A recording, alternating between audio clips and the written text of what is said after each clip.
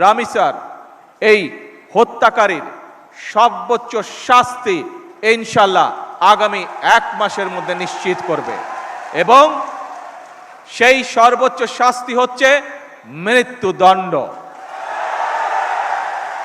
ঢাকার মিরপুরে একটি নিষ্পাপ মেয়ের নির্মম মৃত্যুর মাধ্যমে মানুষের মানবিক মূল্যবোধের চূড়ান্ত অবক্ষয়ের চূড়ান্ত প্রমাণ মিলেছে। শিশু নির্যাতন বা নারী নির্যাতন বর্তমান সরকার কোনোভাবেই মেনে নিবে না। সকল সম্মানিত উপস্থিতিবৃন্দ, দীর্ঘদিনের ফ্যাসিবাদী শাসন শুধুমাত্র দেশের মানুষের অধিকার আর দেশের অর্থ সম্পত্তি লুট করেনি, বিচার বিভাগ সহ দেশের সমস্ত প্রতিষ্ঠানগুলোকে ধ্বংস করে দিয়েছে।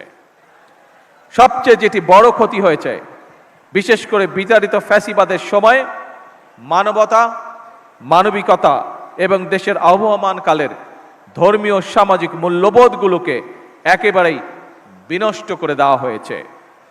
ঢাকার মিরপুরে একটি নিষ্পাপ মেয়ের নির্মম মৃত্যুর মাধ্যমে মানুষের মানবিক মূল্যবোধের চূড়ান্ত অবক্ষয়ের চূড়ান্ত প্রমাণ মিলেছে।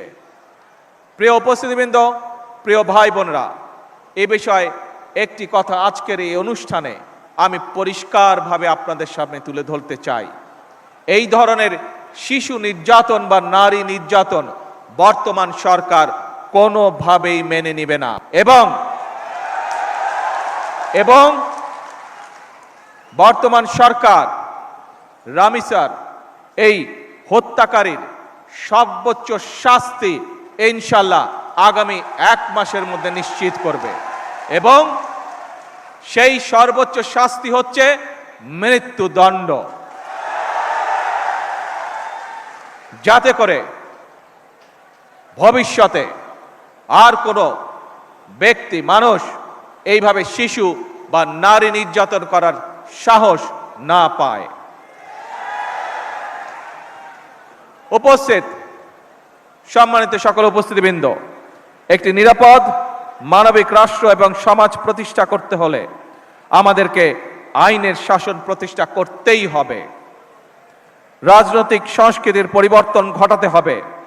একই সঙ্গে আমাদের জাতীয় জীবনে পুনরায় বাংলাদেশের আবহমানকালের ধর্মীয়, সামাজিক, সাংস্কৃতিক মূল্যবোধের পুনর্জীবন ঘটাতে হবে।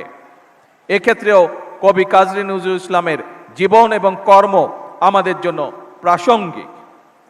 সম্মানিত সুধীবৃন্দ, কবি নজরুলের জীবন এবং কর্ম বিশ্ব সাহিত্য দরবারে আরো বেশি ছড়িয়ে দেওয়া প্রয়োজন। তার জীবনবোধ, তার জীবন দর্শন প্রজন্মের পর প্রজন্ম পৌঁছে দিতে হবে। এরই অংশ হিসাবে আমাদের জাতীয় কবির স্মৃতি বিজড়িত ত্রিশালকে নজরুল সিটি হিসাবে ঘোষণা করা যায় কিনা এর ব্যাপারে সম্ভাব্যতা যাচাইয়ের